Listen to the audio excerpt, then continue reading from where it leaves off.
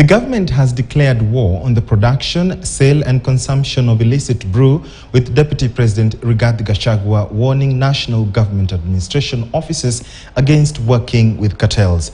The DP noted that some government officials, including police, were engaged in the illegal trade. Shadrach Miti with that story. The production, sale and consumption of illicit brews, especially in the Mount Kenya region, continues unabated. Leaders expressing fears over an impending destruction of an entire generation. And in yet another move to combat the menace, Deputy President Rigathi Gachagua convened a meeting that brought together Interior Cabinet Secretary Professor Kithure Kindiki, Principal Secretary Raymond Omolo, Inspector General of Police Japhet Koome, National Assembly Majority Leader Kimani Ichung'wah, and other local leaders. What shall we tell the people who elected us? When we meet them, what shall we tell them? When our children got wiped out by alcohol and drugs, where were we? We'll have nothing to say.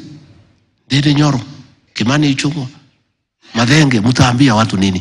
For decades, the region has dominated headlines as the epicenter in the trade of illicit brew. From reports of women crying of their men abdicating their domestic duties to weak and lazy youth, Mount Kenya region has indeed suffered the greatest impact of alcoholism, drug abuse, and substance use. Problem that is likely to impair Kenya's future in a big way unless it is addressed. If there are laws that we need to change, it will not take us more than 3 weeks to do public participation and push those bills or amendments that we need to do. Because we must rescue, as you said, Your Excellency, a generation of young people that is going to waste.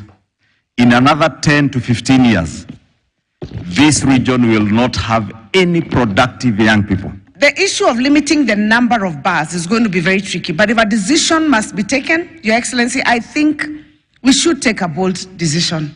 How many bars, for example, should there be in Kagio, which only has 5,000 people? There should be a limit. Not every other shop should be a bar. Not every other shop should be a bar and restaurant. Vijana wetu wameisha. Kwa kitanda, instead ya kulala kwa kitanda juu, wanalala chini. Wamama ndio wanalala juu peke yao.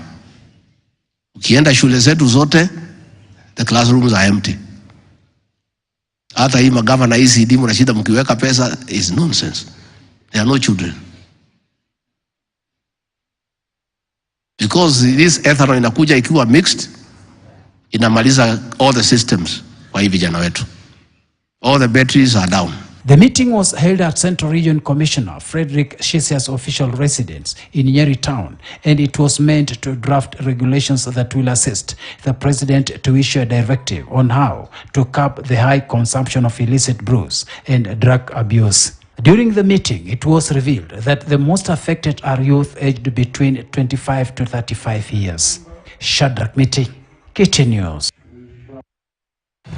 Time for our first break. When we come back,